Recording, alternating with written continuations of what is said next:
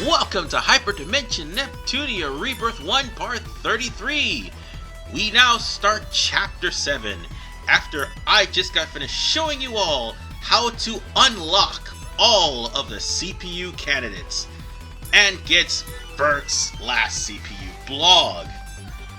So, this is a different save file, which I'm going to use to catch up to that file that I used for all of the CPU candidates. On that note, we might as well discuss what's going to be happening for the next 4 parts. After the cutscene in episode 31, you have 4 different places to go. You would have to go to Neo Geofront, Louis, Last Station, or Leanbox. Whichever one you choose, you can't go to the others until you finish it. So that's the gist of what's happening here. What we're doing right now is trying to get to the sacred weapon that happens to be in Planet Neptune, which we went to Neo Geofront because the Falcom said that the fake Neptune just so happens to be there. Also, new enemies. Why does a tome have to fight? Blazing Boy and Blazing Girl, if I'm not mistaken. Yes. Oh, Molten Boy and Molten Girl. Sorry about that. Molten Boy and Molten Girl are all weak to ice, as you can clearly see. However, these are now high-level monsters, which, by the way, if you are not at the appropriate level, I would suggest you go back to the level where you... Excuse me one second. As I was saying before the guys came in to fix my roof thanks to the tropical storm that passed by, you might go back to the level where Eastwar was located. And you might want to train some more, or at least go to Avenir Factories 3, 4, 5, and put on Risky Foes and start gaining up some experience points. Because let's be honest, between now and the rest of the game, the enemies are going to be tougher. You're going to probably be need the neighborhood between the levels of 75 and 90. It's doable to beat this whole entire game at 76. In fact, Eastwar makes it doable to beat the whole entire game at level 10. God, Eastwar is stupidly broken. That's why she's on the team. Because I want to try to catch up with my other save file, so I can go on ahead and complete Chapter 8. But also want to show off all the things that are scattered around Chapter 8, since I inadvertently got them on the other save file. So this save file, I'll go on ahead and show off that all the items that are scattered around the Chirper in Chapter 8 when we get there. But right now, I just want to change up a few things, because fortunately, Plutia does not have ice attacks.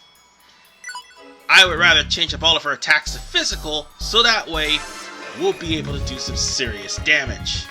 And we'll worry about that risky foe that happens to be here a little bit later. There's 2 places where it shows up. On the first floor right over there, and the second floor. Let's first off go after the Prince Boxberg that happens to be here. Now, let's play. Now, Prince Boxbird, fire definitely works against him so well. It would be in your best interest to, use fire against him. But all of the other enemies, I have to say, you might want to use either ice, or to some extent you might want to use thunder. Because sometimes there's enemies that'll be weak to thunder. I win! But there are several things you need to understand. When it comes down to the Boxbirds, they tend to use High Blast, which, by the way, causes you to lose technical and also movement, which would mean your evasion and your accuracy would go down. Here I go. Oh wait, that's King Boxbird, not Prince Boxbird. Prince Boxbird is in I think either the area where we found Eastwar, or I think it's in Celestia. But now that stupid Boxbird went into a place where I can't even get to it. Sorry about that. I need to try to go a little bit further. I have to maneuver myself so I can actually nail the Boxbird. There we go. And I truly like the fact that Uni is giving me enough EXE meter in order for me to be able to take down any enemy that happens to be in the vicinity. Now that's my true power. Well, with EXE moves at least. Once again, I'm going to ignore that enemy, and I'm going to go right here. What's this? That holy rod is for mages. Ironically enough, we don't get mages until near the end of this stage.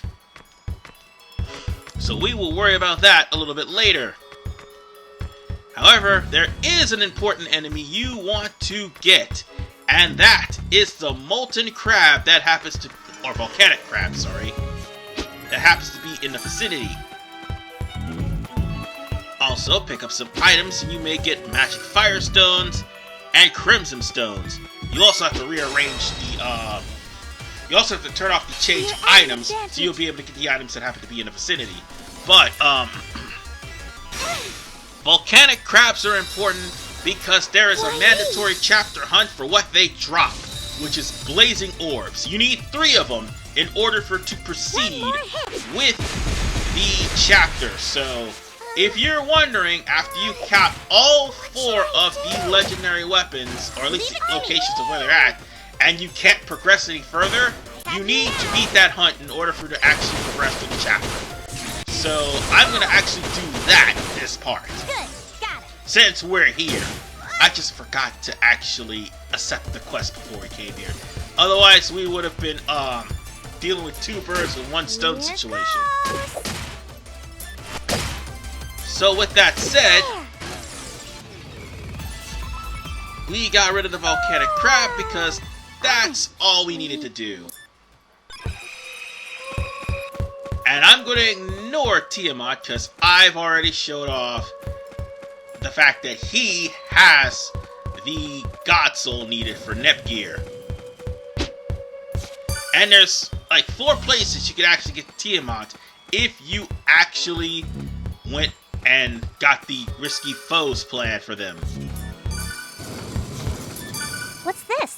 There are also super enemy plans, but I haven't unlocked those yet. And even then, you need to be at level 100 in order to deal with the super enemies. Well, at least level 100. If not, like level 120 or over. What is And I'm gonna here? skip this fight, because we've already been here. Yeah, there was no point in re-showing off that fight. So, with that said, let's go on ahead and go to the event so we can proceed on with things. So let's move out of the way. And let's wait for that dragon to get out of the way. And let's go to the event. And here's the thing. I accidentally skipped dialogue. My bad. But Fake Purple Heart is absolutely retarded. No, seriously, she is absolutely retarded. Which is kind of the complete opposite of real Neptune. I mean, yeah, real Neptune may have some ditzy moments, but she is actually reliable. Fake Neptune, or should I say fake Purple Heart, is completely retarded. And she only knows a limited amount of vocabulary.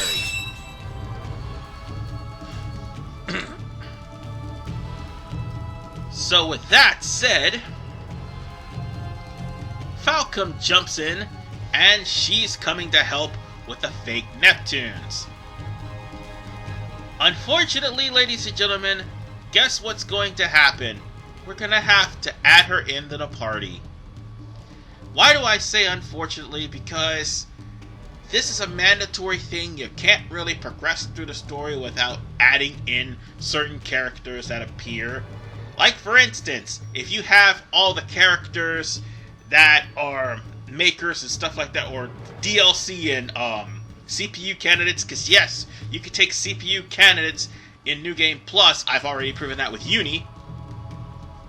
The game will make it to where Neptune and Falcom must be in the party in order for you to continue. By the way, this happens twice. So, yeah, get used to that. As a matter of fact, we're about to come to the point where we're going to not only have to add Falcom to the party, but rearrange her movesets, and also see if she has any weapons, which she probably doesn't. So on that note, I'm going to skip ahead until after I'm done with all of that. See you in a little bit. Alright, we got our team together, so let's get this show on the road. Now, if this was the PS3 version of Hyperdimension Neptunia, you'd only have IF, Kappa, Gust, 5PB, and Red. And Nisa, I think. And even then, you still would not stand a chance, because this would be the hardest fight in the game. Because you'd be fighting the real Nep only once. Here, not so much. You're fighting the fake, Purple Heart, and it's pretty much like fighting the real Purple Heart, except there's just one small little problem. This one, the first battle, she only randomly uses cross combination and only uses jumping arts and varial arts. It'll get harder in the rematch later on in the stage. Yes, you have to fight her twice. But her HP is a lot bigger than this battle right here, so this really isn't much.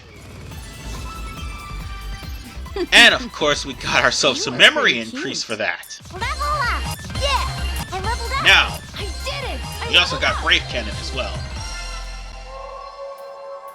The Neptune and the Hyperdimension Neptunia game, all the moves that you were used to playing with Neptune, they were at her disposal. Yes, even the summons. So that's what made that fight really hard, because the makers in that game couldn't keep up with the CPUs. Here, they can actually be on par with them, at least.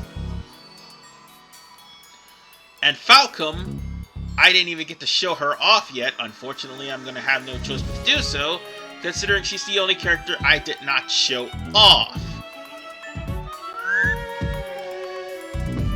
Falcom is a character that is only good for EXE, and that's it. She's kind of strong, but she's got a weaker defense than even Pishi, so bear that in mind. And that will come into play a little bit later on in the part. For me, well, against me, not for me. So, that's something to be well aware of. So now we're going to have no choice but to go further into Neo Geofront to find Mages and MarvelousAQL, who happens to be fighting an army of fake Neps.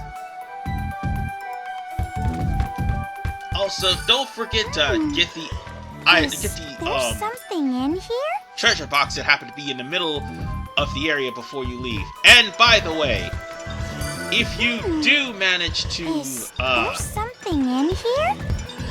come here to start things off, don't forget the Experants, because if you want to try to play as Nep, by all means do so, but don't forget to get the Experants. It's actually one of her better weapons in the game, aside from the legendary blade. And I cut that part out because of the fact that I do not want to have to show off repeated battles. And no, I didn't get a blazing core. That's the only reason why I tried to fight that battle. Otherwise, it wouldn't actually have mattered, really. Huh? Haven't it is my turn. So now we've got Molten Skeletons. No, Flame Skeletons.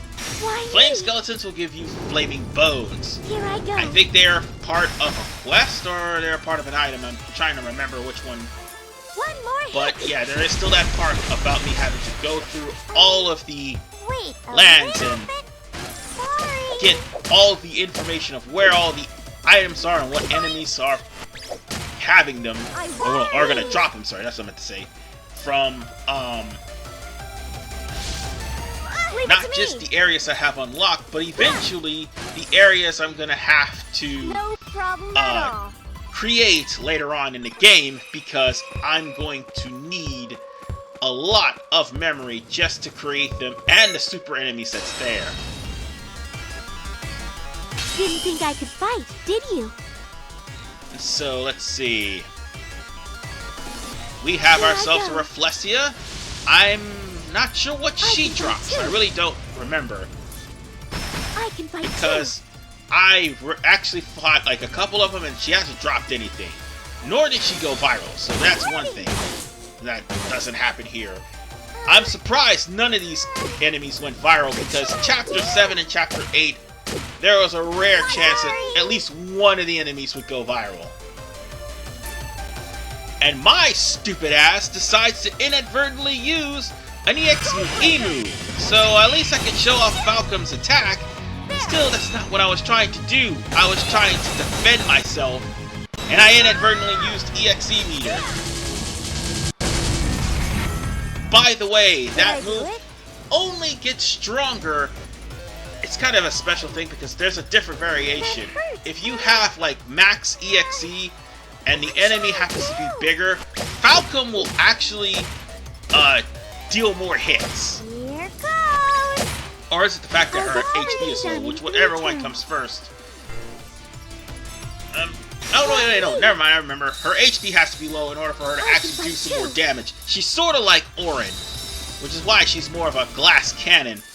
Definitely better than the bigger Falcom, and yes, both versions are available in the next game and also the game afterward. So on that note... Yeah, we won! Oh wait, they actually do drop something. It was, Constricting Vine, I think. That's what it was that the Reflexia dropped. And it was the first time she dropped it too. And I got a Blazing Ore out of that as well. So what I'm gonna do, before we take that on right there, yeah, I see you. We're gonna sit. Wow. Yeah. You're a big dude. I already took you on. Let's go after the other big one. And I'm gonna regret doing this. I should have went there and switched out my party to have Uni there, so we could just take him out of CPUs at Eastwar and just pretty much annihilate him. That's what I should have done. However, for the first time in this playthrough, you're about to see me fail miserably on a boss that is not a transform, right? mandatory lost boss, basically. Sorry to keep you. I've had my fair share of bosses that you mandatorily lose and you can't do anything about in this game. This is not one of them. I'm just letting you know. So, the way things go down and how things just turn out for the worse, it is all because I was ill prepared. Oh yeah, and by the way, had I known that Big Pirachu did not have any... No, if I knew that Big Pirachu was not actually susceptible to suffering any stats downs, I would not have done what I just did. I would have at least tried to do some sort of damage. And again, this is a different variation of Falcom's move. This is the end. She only uses this on boss enemies, because against lesser enemies, you don't get this. So yeah, at least I was inadvertently lucky to show you off two versions of Falcom's special attack, and that's not good. Falcom is almost near death. Even though I put on initiative, or INT I think, but I forgot INT is only for elemental attacks. How Nice. But if there's one thing you gotta understand about these risky foes, all of them, It's time even for the bosses later on, to enjoy this. have the ability to use to be a SP masochist. and EXE moves. I'll make you wait. My So I just want to warn you all before you continue on in the game to be prepared for that. So I might as well just use... wait, which one shall I use?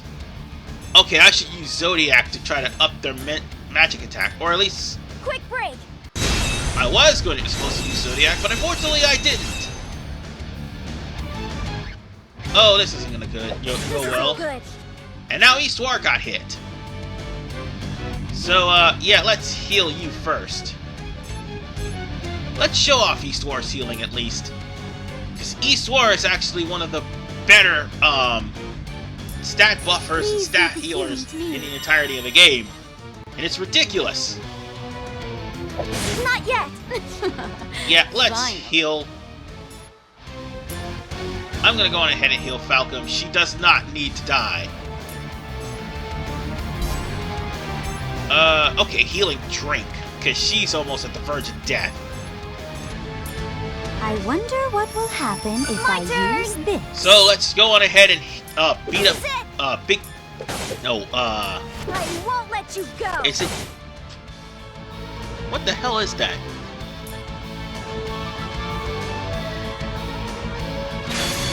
I can't really read that. It's too small. But the rat ticker. That move right there just took about 17. No, that took about I think 7,000 or 8,000 damage. Plutia was at max, by the way, and for the record, that actually was instant death. I wanted to sleep a bit more. No, that actually took 10,000 damage. Holy shit! Me? That is instant death because it actually took 10,000 damage. And if you survive for some strange reason, you're gonna be poisoned. Come on, Falcom, get up! You don't need to die. Seriously don't. Dear Lord, it went to a complete and utter downward spiral just in the nick of no time. I mean, y'all sick and tired of me like one-shotting and owning enemies? Well, this is the episode for you. I'm getting completely wrecked. At least Eastwar is the only ally that hasn't sustained too much damage. Hey, stop doing that! Screw it. I might as well end your life with Eastwar. I will erase you from the annals of history. Which is insane that this guy is actually kicking my ass. I mean, we are at the appropriate level, but even then, this thing didn't give me too much trouble before. But, lo and behold, it did. I need to heal Falcom. She does not need to stay on the ground any longer. Please don't use your special move. Time for payback. Wow, this guy really hurts. Oh, it's a Megachu. I just realized what it was. I couldn't actually read it, but it was actually Megachu. But it's huge, and it's kicking my ass. I'll get everything done in 3 turns. Yeah. Wait, hold on. I can't read that. It's too small. But, at least the most part, we almost got it. It's halfway down, I should say, but at least Eastwar Wait a little bit more. is holding her own. And it's missing Eastwar, thank God. Should I And I just completely missed the rat. Yep, I sure did. Might as well show off Axel Rush. Not like it's gonna do anything, but still. Stop it! Please stop. Prepare to die, you stupid I rat. am the tome Eastwar. Oh yeah, funny thing, in V2, Any enemy that's from the Werechu line will constantly talk about Kappa's thighs. I think I've already said that, but it bears repeating it. Oh God! Whew. East War's alive! What should I do? Quickly, Plutia, finish this!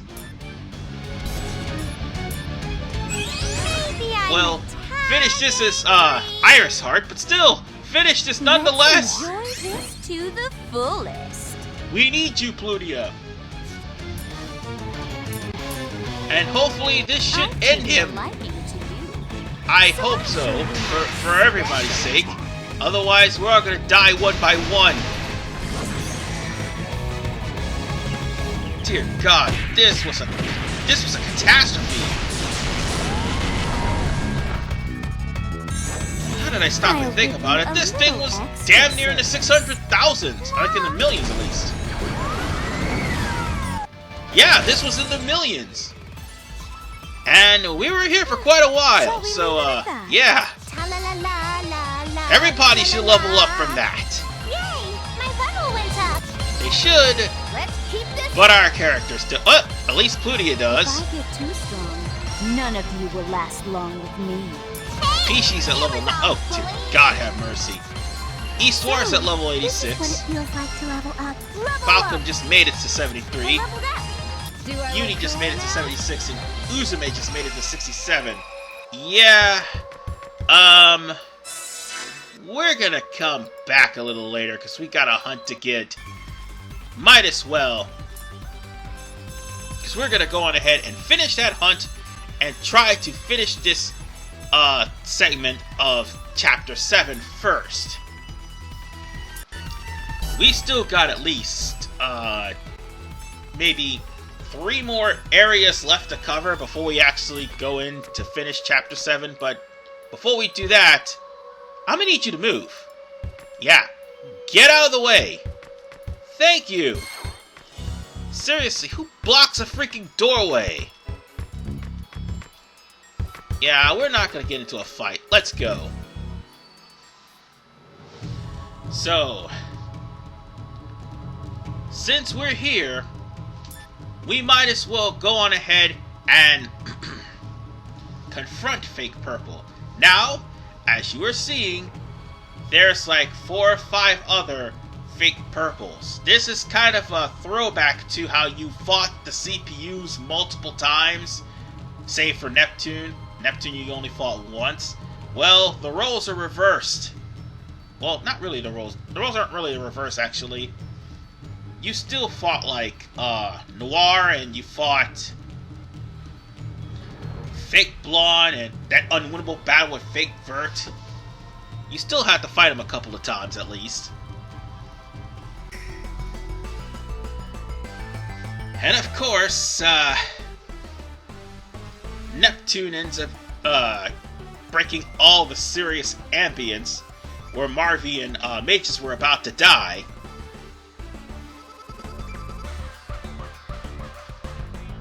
So, at least for the most part, we got better makers than what we have with Falcom. Oh, thank the Lord. I would prefer using Mages than Falcom. Just saying.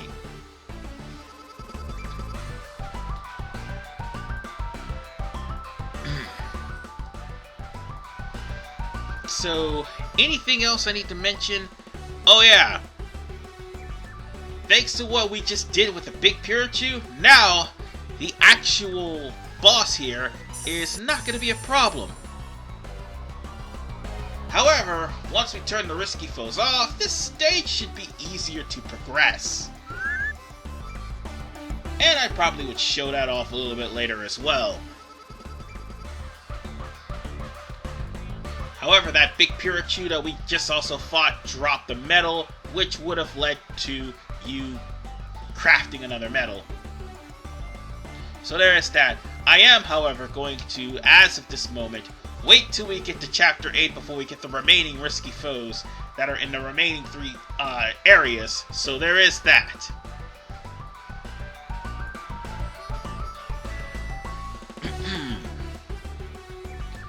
So, since the group reunited, Marvian mages are going to be temporarily in the party. I've already showed off MarvelousAQL, and I think to a certain degree I showed off mages. So just in case, we want to try to end this as quickly as humanly possible, and ironically enough, I get to show off my Hyperdimension Neptunia Rebirth 3 team that I practically used for the first 5 chapters. Okay, let me rephrase that. Past chapter 2, basically.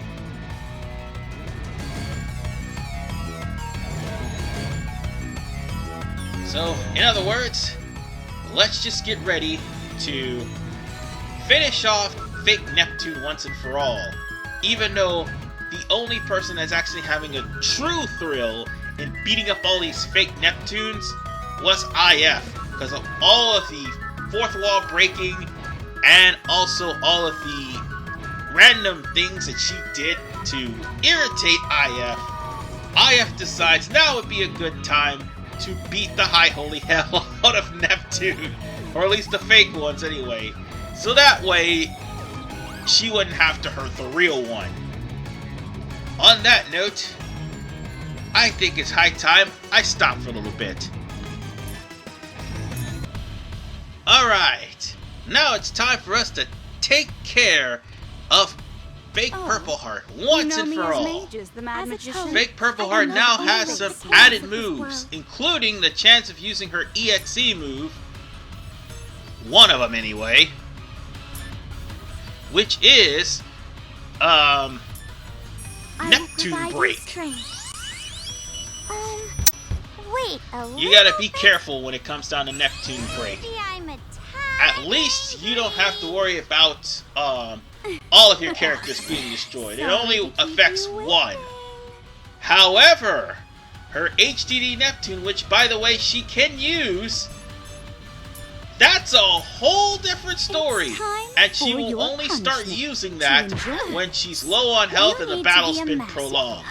Other than that, the only other thing she will use is Critical Edge, and also she will use Variable Arts and Jumping Arts. That's the only thing she will do.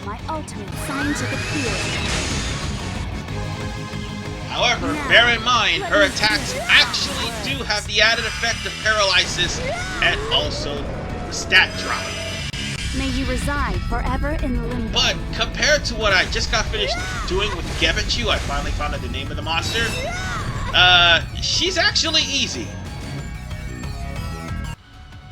Who wants to take me on? And also she regenerates as well. Not bad. Well, there's Critical Edge. I'll finish so you might want to be careful. Again, if you are not too close to Neptune, just block.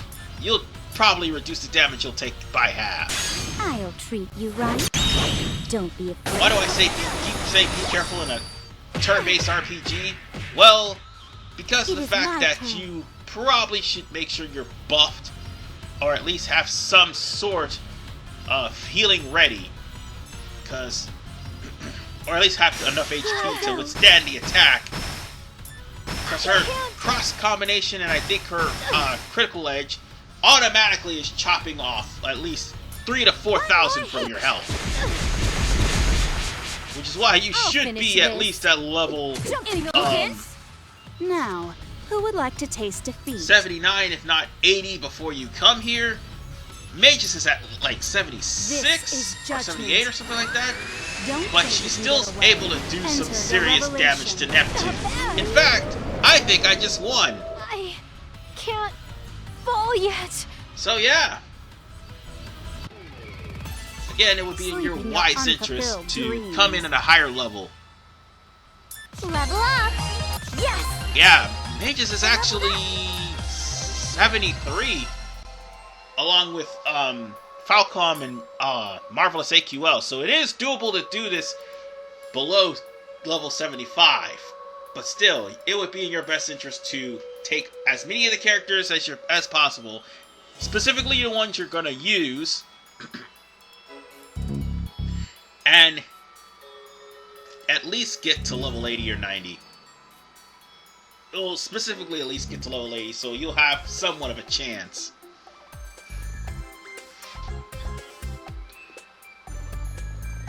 Whatever the case, we just went through this entire cave only to find out that the Basilicom staff actually had the weapon in a safer place, and it's not located here in Neo Geofront. All those fakes were just defeated. And thankfully the Basilicom owner didn't just easily give away the weapon like talking about it. Thing is, he won't give away the weapon until he sees Lady Purpleheart. In fact, the weapon is literally in the Basilicom, hanging out over the rafters where nobody will see it. I mean, it's not even... I mean, it's in plain sight. Literally plain sight, and nobody even, realized it. So, basically, Fake Nep just rushed in, came to this area, trying to find this place for nothing. So yeah, she's absolutely incompetent.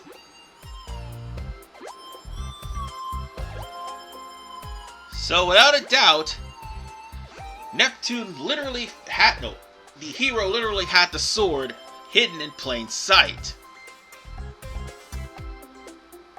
He can't even get the sword, well, she can't even get the sword, not until, permission from Purpleheart is granted. Problem is, Purpleheart is standing right in front of them. And unfortunately,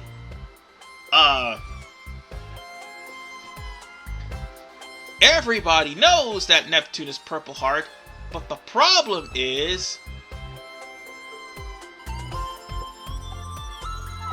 the problem is all the citizens forgot about,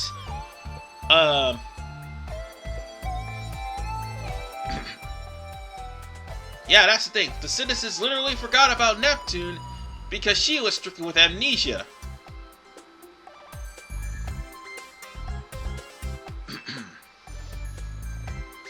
So,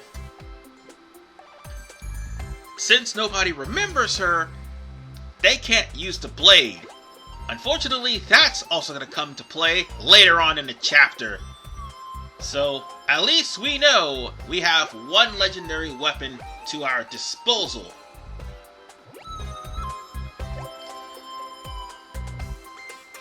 And mages, Marvy, and Falcom are all going to stay behind to make sure that Arfoire doesn't come for this weapon. Even though Neptune could just simply get it, it's just the fact that the Basilicom had to be so difficult because they don't remember her. Well, it's not their fault, really. That happens to be Arfoire's fault. But nonetheless, one legendary weapon down, sort of. 3 more to go! So on that note, with mages gone, MarvelousAQL gone, and also Falcom gone, we're going to have to rearrange our team yet again. And on that note, I'm going to have to make a pit stop over to the guild so I can turn in that mandatory chapter hunt. Funny how this chapter actually has a mandatory chapter hunt. I told you guys, like, Chapter 1, Chapter 2, and Chapter 7 has mandatory chapter hunts. This was one of them. Well, the only one in the chapter anyway. So I'll see you guys in the next episode when I decide to go over to Louis. No, not Louis, actually. We could go to Last Station. We're going to go to Last Station next and see how Noir is doing, and hopefully run into some other makers. This is Arfoire985. See you guys next time as we go to Factory 459.